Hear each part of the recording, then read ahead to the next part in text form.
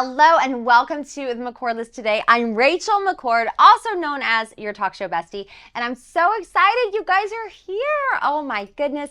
If you don't know by now, this show is all about helping you live the best possible life you can to come have life and have it to the full. So I'm really excited because we tackle topics that are all about faith, fitness, family, being founders, and pretty much everything in between. We have some incredible guests who come through here and share their wisdom to help you do life a little bit better, easier, maybe a little more peaceful, or something to that end. You guys, I'm so thrilled because the house is full with some amazing hosts who are going to be chatting with me about all things health. We have Diana Orozco. She is a registered dietitian. She talks about how to incorporate faith and food into living your best life and feeling really great. I cannot wait for this conversation. We also have Laura Arison. She is amazing. She's a broadcast pro. She's going to talk about living her dreams and how she has gone from working for CBS and ABC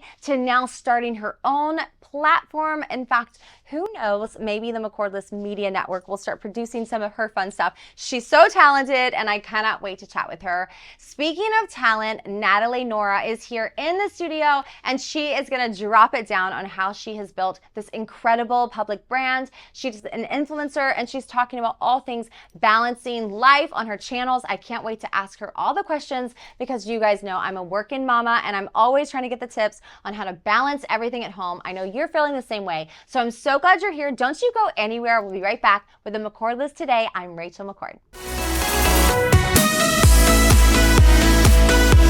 Hi, I'm Rachel McCord, executive producer, host, and creator of the McCord List today.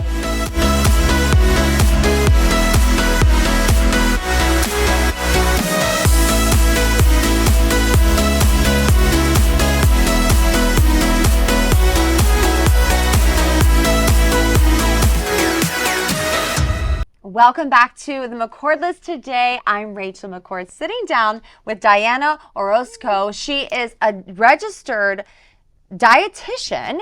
You are helping people with a holistic approach to their health. I'm so glad you're here. Thank you so much for having me. I'm excited. I'm so excited. How have you been? I haven't seen you in a hot minute. I've been doing a lot better. I think when I first met you, probably it's been almost a year by now. I know I was struggling with really bad chronic anxiety, so I've been working on myself, and I've just come up kind of with like some tools that help me, and I love that everything that I've learned is something that I can also apply to my patients and my clients, because I feel especially now, mental health is a really big thing. It's incredible. And I do remember that. And I love how you are using faith and food as a means to help people overcome chronic anxiety and other struggles in their mental health. Can you talk a little bit about your approach? Of course. So I would say it kind of started off maybe when I was in elementary school. I remember I went swimming with a friend, and at that time I didn't know how to swim. So I remember we were swimming and it got to the point where I went into the deep end and I was drowning underwater. And I remember raising my arms up, trying to get the attention of anybody. But because of course I was really short at that time, I couldn't get the attention of anybody. And I remember just thinking in my head, like, this is it. This is going to be the end. And out of nowhere, I kind of felt like a little push. And then I just remember climbing up the little stairwell that was by the pool. And I just came out and I asked my friend's dad who was there. And I was like, did you see like my hands or anything? And he's like, no, I don't even know where you were. I thought like, you left to the restroom. And I was like, no, I was in the middle of the pool, literally drowning. And I told him, and he's like, how did you get out? Like, if you don't know how to swim. And I told him I felt a push as soon as I started to have the thoughts like, this is going to be the end. This is how it's going to happen. So ever since that day, I remember going home and telling my parents about it. And I told them, I was like, I swear I felt something. Otherwise, how would I have gotten out? So I feel like it kind of started at a very young age, but then I started going through other very hard situations. And I started getting closer to God. I started going to church more. I started actually going to women's retreats. I went to a 3-day retreat in LA with my mom and my godmother. I experienced a lot of really beautiful things that I know is, of course, all God. I used to go to sleep and wake up anxious and thinking about things. Now I go to sleep thinking about God, waking up thinking about God. and I have a lot of peace. I don't have nightmares anymore. I don't get panic attacks. So overall, I feel like a much better person. Wow, that's amazing. Now, how old were you during this almost drowning situation? I was probably like in fourth or fifth grade at that time. What a remarkable way to see God's hand in your life and then get to stand on that. I always say if someone has an experience with the Holy Spirit, they have this amazing God experience, they'll never forget and they'll never walk away from that, because I think the biggest question in this life is, are you real? And if I know that you're real, then I can stand on your promises. But if I don't know you're real, I can't stand on your promises. So that can kind of hold me back in a way. So how do you take that knowing, that faith, and then apply it into the work that you do with clients? So depending on the client, because I know a lot of clients have different faith practices, so I never want to push something on them. But overall, when I'm meeting with them and I talk to them, we'll talk about their personal life. Sometimes they start bringing up faith. So if I do see that they do believe in God, and sometimes they'll tell me like, oh, I stopped going to church, or I'm not going to church right now, kind of bring it up. I like to give them my story. A lot of my patients also struggle with mental health, so I like to be that example for them. And I tell them, I know exactly where you're at. Let me tell you what I did that helped me. I've seen maybe 5 or 6 different therapists. My doctors wanted to put me on really heavy medications for anxiety, like 5 or different medications, and I didn't want to go down that route. I was like, let me try therapy, let me try something.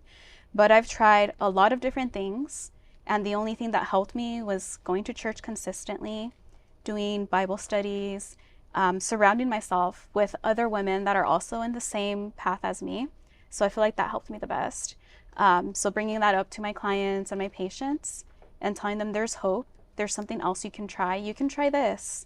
You can try this and therapy. We can try a lot of different things. You don't have to just sit at home and be anxious and think that there isn't anything you can do about it. Wow, that's a powerful message. I personally did a reading plan for the Bible in 90 days, and it changed my life. I was kind of like at a 9, 10 for daily anxiety, just feeling it generalized, and it changed everything. I think it was just like flooding my mind with all of these miracles and realizing that there was such a different story. There was a story of a God who would part the Red Sea, who could do these things, and it really changed so much for me.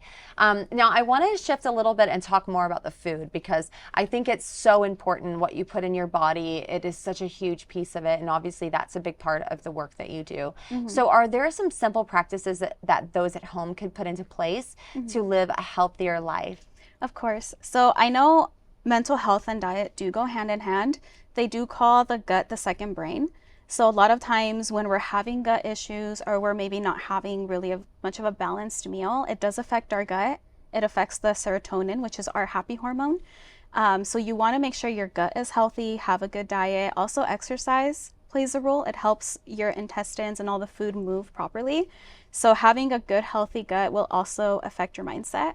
So some practices that I've been doing at home, something simple is chewing your food more slowly instead of rushing it. Lots of times when you're rushing the food, it's not properly digested. So I've been eating more or chewing more slowly, making sure that I am having a balance of veggies and fruits, trying to have more protein throughout the day, exercising. Definitely, that's something you can't neglect as well. Making sure you're trying to limit any processed or fast foods. If there's any foods out there that you want to have, you can kind of make your own version, try to make some at home. And what I like now is that we do have a big alternative of different restaurants you can go to. So you can kind of find a little bit more healthier, less processed restaurants out there. And that's something that I do provide to my clients. I love that thinking. I think it's beautiful how you take this holistic approach to health and through diet. Now, are there some things that you feel like most people don't know? They think are healthy, but like they're really not. Like I studied a little bit like the yogurt bowls that you're like, oh, this is so healthy. It's like, no, it's not. It's got so much sugar in it. Are there some things that people go to and they think they're being healthy and they're really not? Yeah, so I actually had, I think, 2 or 3 patients probably like a few years ago, and they were saying how they thought that the keto diet was very, very healthy because they're like, oh, you're not eating any carbs, so you're going to lose weight. I'm like, well, you are going to lose weight, but that's because you're avoiding cakes and pastries. So it's not the keto diet, it's what you're avoiding. But then they're just eating heavily saturated fats, and they ended up getting like 2 or 3 heart attacks. And they keep saying like, oh, well, it's healthy. Carbs are evil. Carbs are bad. And I would tell them, I was like, no, we have to try to introduce other foods. What, like fruits, they would even try to avoid fruits and veggies because the fruits are like, oh, those are carbs, that's sugar. I'm like, it is sugar, but it's a healthy sugar. So trying to educate them on that. With the yogurt bowls, trying to switch the yogurt to like a Greek yogurt where it's 0 sugar and trying to add the fruit or maybe some granola, and then that could be like your sugar, more of a natural source. It's so helpful to hear because I think that so many of us, we're like trying to do all the things, but if we don't have the right keys, that can be wild. And that's scary about the keto diet. My goodness. Wow. So how do you feel like your life has changed since you found kind of this new pathway in your life to feel a little bit more peaceful? I would say just what you mentioned. Overall, I'm in a lot of peace. I used to kind of experience like some road rage along with the anxiety and just a lot of negative emotions. For example, now I don't really get upset over little things. I used to get upset every now and then I first think about it and I'm like, wait, is that really worth getting upset over? Because then you start just getting all these negative emotions. But I feel more at peace with everything. So I feel like it's a little bit of my faith, the diet, and the exercise. And it just kind of and surrounding yourself with positive people. Since I am going to church more and I am doing more things outside of church, like the communities and retreats and everything, just being surrounded by other people, they educate you, they kind of give you other tips too, and they'll pray over you. So I feel like it also depends on that community that you're surrounded by. I love that. I know for me personally, like being intentional with my seek first the kingdom and kind of going about that. And then I'm trying to get used to just eating consistently, even when I'm so busy, because I think sometimes you can get so busy. And especially me being a working mama, like I am like, okay, I fed my kid, he's dressed, he brushed his teeth, I did all the things. And then I'm like, wait, I'm driving. I'm like, I'm so hungry because I didn't even think about myself. So I think learning how to like advocate for yourself and prioritize your own health is so important. Wow. Thank you so much for being here. Where can other people learn from you and maybe join your program and what you're offering? So they can find me on Instagram. So I don't know if I can provide that somewhere, but there's going to be a link for that or even just an email. So if anybody's interested in maybe some nutrition coaching, I am going to be working on a website and I'm currently working on a book as well. So there are some things that are going to be coming out pretty soon. And I'm excited for that. That's amazing. Thank you so much for being here. You're such a light, and thank you for sharing your story. Thank you so much. Okay, you guys, don't go anywhere. We'll be right back on the McCord List today. I'm Rachel McCord. Welcome back to the McCord List today. I'm Rachel McCord. I'm so happy you're here, you guys. We are chatting with Laura Arison. Hi, babe. How are you? I'm so good. It's so good to see you again. I know you were at our fabulous event at the W, and events are not uncommon for you. You have been the news queen for so much, and now you've got some new stuff coming up. So tell me about your world in LA. I am so excited. I came out to LA about 6 months ago and I have just been creating amazing content. I'm working with super exciting brands and I'm traveling. I'm traveling back and forth from here to New York. I'm writing for Hampton Storyboard magazine, which has been amazing, and creating lifestyle content out in the Hamptons in New York City and out here in LA. They gave me a Bi-Coastal Babe column called Laura's LA. So that's been so much fun. I can't say enough nice things about everyone over there. That's incredible. Now, what kinds of topics do you talk about on your column? So we're just kind of talking about lifestyle right now. I'm used to being behind the anchor desk for CBS and ABC, so it's been really fun to step out from behind the desk and have the time to get out to some of these events and just kind of talk about being a bi-coastal babe and all the fun lifestyle things that are going on. It's been absolutely amazing. So that's what I've been working on now, in addition to launching my own brand, which is going to be Breaking News Babe. I'm very excited to talk about it. It is going to be coming out in about a year or so. I hope we're going to be able to do podcasts and talk to some really influential people and people creating good news. I love it. Now, you talk about good news a lot, and I know you have such a beautiful, positive energy and vibe about you. What kind of message would you like to share with the world? I love bringing great stories into the news. I love talking about great people and people who are really bringing positive energy. I think working in news was very depressing for me. I think every day waking up to a horrible car wreck or, something going on in politics, it was really hard. I would go into the bathroom and start crying on set for CBS and ABC, the affiliates that I worked for. And it was traumatic. You're watching the raw footage of some of these horrible tragedies and mass shootings and things like that. And so, I really wanted to focus the rest of my career on happy things and good news and, giving the publicity to brands and charities and people who are really making a difference in our world, because there is just too much negativity. Yeah, I couldn't agree more. It's been such a joyful journey with the McCord List, launching the media network and helping people share messages of hope and inspiration. And that is like my big criteria. I want to share those messages with the world. But I know so many people would just love to have your experience in media, and even those at home doing social media, like needing to get themselves out there and their face out there more. What types of advice do you have for people in getting comfortable in front of the camera? I think being comfortable in front of the camera is so focused on confidence. I used to have people write in about my hair, my weight, or my clothes, and you really just have to brush that off. I promise for every one negative comment you have 100 people at home who are really inspired by you. And I'm so inspired by you and your brand and your show. So it's been really amazing to come on today and be able to speak with you. And I think that as long as you're confident and you're out, you have to be socializing, you have to be networking.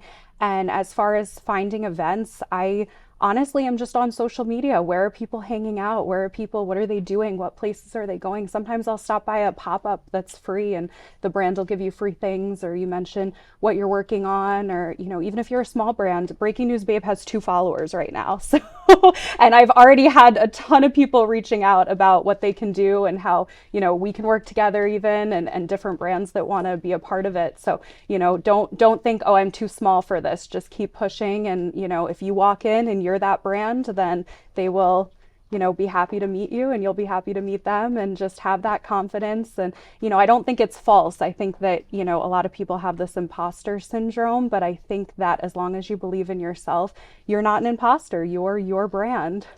I love this advice, and I do believe that social media is such a great vehicle for marketing, and I hear you saying that with what you're saying, and also to divorce from the fear around I'm not big enough, I'm not good enough. Just to get started and get moving is such a powerful way to launch your brand and get unstuck. You've done a great job in sharing stories behind and in front of the camera. Laura, what would you say is your advice on storytelling? Storytelling can be really challenging. I struggle a lot with putting myself into it, because if it were up to me in a lot of the news stories I've shared, I would never have that stand up. You would never see me. You would just see the story itself. And so coming onto social media, a lot of people want to see you and they want to see what you're doing. So that's been my biggest struggle with social media, is sort of having that confidence to be like, okay, no, they don't just want to hear me telling the story. They want to see me out at the event, or they want to see me in the studio with you. So that's been a major challenge. What advice do you have when it comes to that? I like how you spun that around. Someone's got a news background. I see you. Well, I think part of it is getting comfortable in the uncomfortable and being committed to the progress, not perfection. Because if you're looking for perfection, which is something that you'll never actually find, you're going to stay stuck forever, because you'll never find it. So if you actually just have a come to Jesus conversation with yourself, like, you know what, I'm actually never going to be perfect. I'm always going to have that one thing or that 15 list of things. But if you just do you and be fully authentic, because I think what's beautiful about you and your natural gifts is that you are such a light and you carry a light, and we have to remember that. So when we're trying to hide ourselves, there's actually a scripture verse that talks about you don't light a lamp and put it under a table, right? You put it out so that everyone can see it. So I think seeing ourselves as lights and knowing that we can bring love, hope, joy, peace into the world, we're a vessel of that. And if we do our part, we are doing that effectively. So the 2 things that I do before I do every interview, I stand on any stage, is number 1, I think be where your feet are, like really be where your feet are. Like, where am I right now? let me just be here. Let me just love the person in front of me. Let me see them and know them and validate them. And then the second thing I do is I recognize the nerves. I say it's okay. It's okay to feel that. That's normal, and it's understandable. But then I remember the only reason I'm having nerves is because I'm actually thinking that it's about Rachel. It's not about me. It's about the moment that God ordained for me to sit somewhere and to be showing up fully for another person. So I think when you detach from making it about yourself and trying to make it perfect and just realizing that you're put here for such a time, you could have been born in any generation, but you're born here and now. Absolutely. That's amazing. Thank you for sharing that as well. Because I feel the same way. I think when we have those cameras come on and we're live, it's do or die. I was 23 the first time I was live, anchoring a newscast, and it's just absolutely, it's terrifying. I came right off, they counted me down, and as soon as I was done, I went in the bathroom and started crying because it's just such an incredible moment, and it's so exciting. And being one of the youngest news anchors, as far as I'm aware, for both CBS and ABC, was just such an incredible experience. And I learned so much that I'm so excited to kind of share and reach more people, because when you're with a regional affiliate, you don't have that audience as much as you can when you're, able to create your own content and talk about what you want to talk about. So I'm just so excited, and I'm so excited to have met you, and we've got a lot of exciting things coming, the two of us.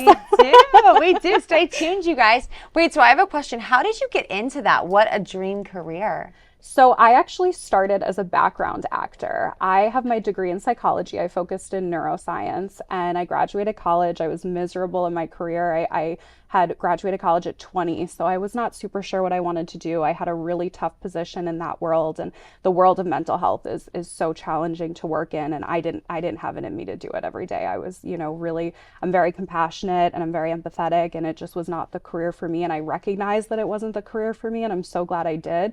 A friend of mine had me sign up with a casting agent, so I went 7, 8 o'clock in the morning in New York City to a strange office building and went up to the penthouse, and they took my social and date of birth, and I thought, oh my goodness, they're going to steal my identity.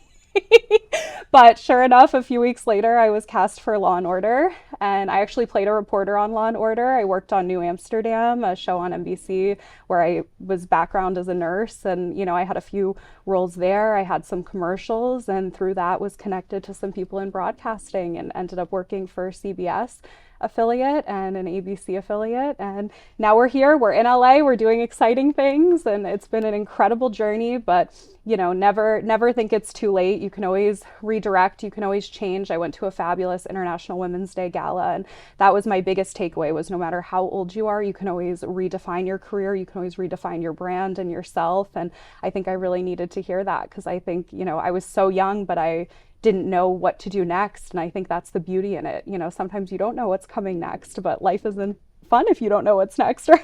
Yes, I love that perspective. And I know that you face a lot in your personal life, and you still show up with joy. You still prioritize the things that matter most. What do you feel like is your grounding source in the wildness of entertainment?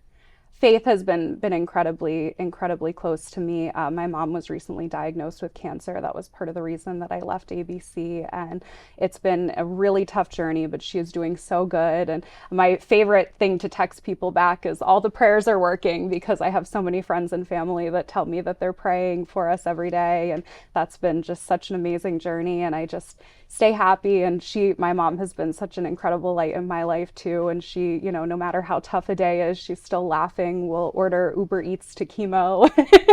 She is always laughing and, joking, and, we'll be singing or watching a TV show, and her spirit and her life has really, I don't want to get emotional, but it's really made my career happen. So I think your family and your friends really, I have so many incredible people in my life, so I'm so thankful and blessed every single day. Oh, Laura, thank you. Thank you for sharing that, and blessings to you and your mom. Thank you. Beautiful. Thank you so much. All right, you guys, don't go anywhere. We'll be right back on the McCord List today. I'm Rachel McCord. Welcome back to the McCord List today. I'm Rachel McCord. I am playing Matchy with my girl, Natalie Nora. Hi, girl. Hi, so excited to be here. Thanks for coming. So, creator, fashion influencer, educator, is there anything that you don't do? You have it all. I wear many hats, You but do. I feel like that's something women do. We just do it all. 100%. And you wear many hats at home as well. You're a mama balancing two loves. So six and seven are your children's 6 ages? and 7. Wow, what a blessing. Okay, so let's take it back a little bit. How did you get started with your brand? Well, I follow a lot of fashion influencers, and I would kind of go, well, I've been told I have a good sense of style. Maybe I should be doing this. And I had no idea what I was doing. I just knew that I love fashion. So I started posting my outfits, and it has grown into something that I never thought it would. Was there a moment, like a pinch me moment, where you're like, oh my goodness, this is really happening, this is really taking off? I want to say it's more that it opened up my creativity in ways that I didn't imagine. So, you know, you go from I'm posting outfits to I actually filmed a short film. And I wrote, directed, and starred in it. And that would never have happened. And I didn't see that happening. It just like naturally progressed because I realized how much I love the creative world and just being a creative. Wow. What advice would you have for someone looking to launch their dreams in this industry? I think that what it comes down to is believing in yourself and just jumping in. And that's what I did. I believed in myself and I said, I can do this. And I did it. And that's kind of just been my journey is every time there's an opportunity, including this one, where I feel like, oh my gosh, like, is this really happening? Does Rachel really want to talk to me? But I push myself to do it anyways because it can be scary. And there's been so many moments where I've had opportunities and I'm like, I don't know, is this right? It seems scary to me, but I've been pushing myself out of my comfort zone. And every time I do, I'm absolutely just so grateful for these opportunities. So Wow. thank you for having me. Thank you for being here, and what a beautiful inspiration, because I know exactly what you mean. I think there's so many times in life where that little girl or little boy within us is like, oh my goodness, I can't believe this is my moment. And there's just so much beauty on the other side of pushing past that self-doubt and the imposter syndrome and all the things that want to come at you. So have you found some keys to be able to step into all of this success emotionally? Because some people are afraid of failure, but others are afraid of success. I definitely have the fear of failure, definitely. And then the fear of success, I think it's more of like the fear of becoming so known that people recognize you in public. And of course, you know, as a mom too, you worry about your children, your family, and keeping their life private. So I try to keep that balance of like, how much am I comfortable sharing with everyone that, you know, follows me in regards to my family. So that, yes, I definitely consider my family and how much I share so that we can maintain some sort of privacy. That is such good advice. And I think it is such a weird season in the world with everything being out and AI. And it's like, what does all of this mean? Now, I want to talk a little bit about your resilience because, of course, you've had some ups and downs in your life. And you have just done a beautiful job of staying resilient and pushing through. So what can you share about that journey in your life?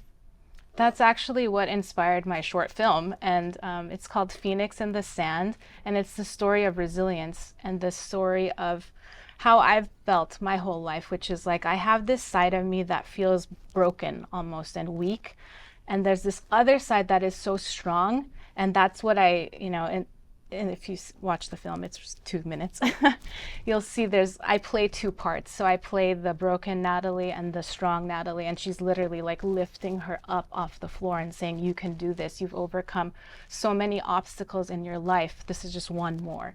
And at the end, I rise as a phoenix from the ashes. So that's where the phoenix in the sand comes from. But I think, again, it's just that little voice inside your head that says, keep pushing forward. You can do this. You've been in a dark place before. You can rise up again. That's beautiful. What type of advice would you have for people who are maybe struggling in the sand right now and needing that encouragement to rise up again? And that's something, again, that I didn't think my page would turn into, because again, it was like, I'm just going to post cute outfits, and it turned into inspiring other women. And I do openly talk about my struggles with my mental health and about feeling down, and some days I'm just not motivated, the motivation isn't there. And I think just being open about that and sharing your struggles with others is so important, because social media is, you know, a highlight reel, and on the outside people look at me and think she has it all, like she looks so put together, but and if you're not open with your struggles, then you'll never be able to make those connections with others. So anytime I've shared, you know, like I have trouble getting out of bed some days, or I have trouble staying motivated, but I do A, B, C, D to do that. So for example, for me, it's working out, meditating, being with my family, talking to a friend. These are things that help me. So I share that with my audience, and I hope that I can be kind of their motivation to keep going too. Wow, that's so beautiful. And I love that you talk about kind of finding that way as a mom. I know on your channel you talk a lot about balancing work life, mom life, being a full-time working mama. What kind of advice would you have for time management? It's a challenge that I personally deal with. I'm always like, I've just got to finish this project, and then you know, my son comes back and I'm like, oh my goodness, I want to spend that quality time with him. So what has worked for you as a mama with two littles? Well, it's funny for me, this journey has taught me more about myself. I felt like I lost my identity in motherhood, because everything was all about my kids and my family. And I really felt like this was a way of doing something that was for me and making more time for me, and realizing that that's okay. It's okay to make time for yourself, because if you cannot take care of yourself, you cannot take care of your family. So I have, I think, in the last couple of years, been very good at balancing me time and family time, and not doing like everything has to be all about my kids all the time. Sure, of course, they're my life and they're my priority, but I've realized how important self-care is, and it's not selfish to take care of yourself. And sometimes I have to kind of repeat that. And I'm actually, for the first time, doing like a vacation away from my kids tomorrow. And part of me is like, oh my gosh, I can't leave them behind. But I also see how important it is for both your marriage to have some of that alone time, and for yourself to have some of that alone time. That's great. I know it's been 5 years and I haven't done that yet, but See? I might in the future. Okay, last question. You Okay. talk so much about fashion on your channel. How can some of our listeners be able to get some affordable fashion at home? Oh, affordable fashion. Well, this whole outfit, believe it or not, is actually from Amazon. Oh, my kind of girl. Yeah, that's the thing. And I think that if you do a lot of research on Amazon, which I do, you can find things that look designer but are not going to break the bank. And that's the whole concept of my page, is affordable fashion. I find most of my outfits from Target and Amazon, and every time I tell someone that, they're like, really, this is from Amazon? So I guess that's a great reason to follow me, is because I'll be sharing some of those affordable fashion finds with you. I love that. Okay, you guys, thank you so much for tuning in. That is our show. Natalie, thank you so much for coming. This has been so much fun. You've been watching The McCord List today. I'm Rachel McCord, and I will see you next time.